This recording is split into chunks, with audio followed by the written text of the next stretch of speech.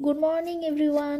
চললাম ফ্যামিলি নিয়ে দিদির বাড়িতে। সকাল সকাল রেডি হয়ে ব্যাগ গুছিয়ে ঘরে তালা দিয়ে বেরিয়ে পড়লাম আগরপাড়া স্টেশনের উদ্দেশ্যে। টোটো অলরেডি দাঁড়ানো ছিল আমাদের, মা আর দিদা বসেছিল টোটোতেই। বাবা কিছু প্রয়োজনীয় জিনিস দোকান থেকে কিনলো, কিনে চললো।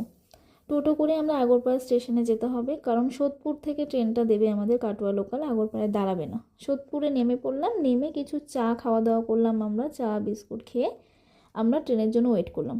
পুরো রাইট টাইম 8:30টায় ট্রেন আসলো। দেখো আমার বাবা পুরো আলাদা। ট্রেনে করে সমুদ্রগড় স্টেশনে নামলাম, নবদ্বীপে নামি না।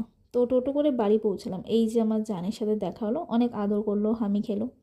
তারপরে হামি খেতে খেতে ওর খাওয়ার কথা আসলো, মানে তখন দেখছি ওকে খাওয়াতে হবে, দিদি খাওয়াতে আসলো। সকাল থেকে না প্লিজ দেখো একটু একটু একটু একটু একটু একটু একটু একটু না, একবার একবার মিমি খেতে হয়। কি পড়ে গেল আমার হাতে? মামা আমাকে মারবে।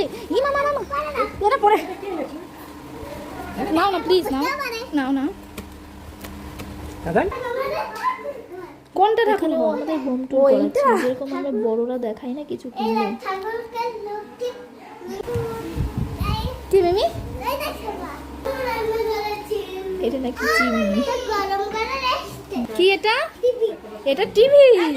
আচ্ছা আচ্ছা। তারপরও দাদাদের সাথে খেলা করলো, পিস্তত ঘরের দাদা আর কি।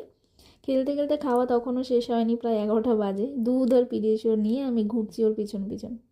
ওকে আমি পছন্দের গিফটগুলো দিয়ে দিলাম, যেগুলো পেয়ে ও ভীষণ খুশি হয়। সারাদিন প্রতিদিন অল্প অল্প করে খায়, রেখে রেখে। শেষ হয়ে গেলেই ফোন করে, মিমি শেষ হয়ে গেছে।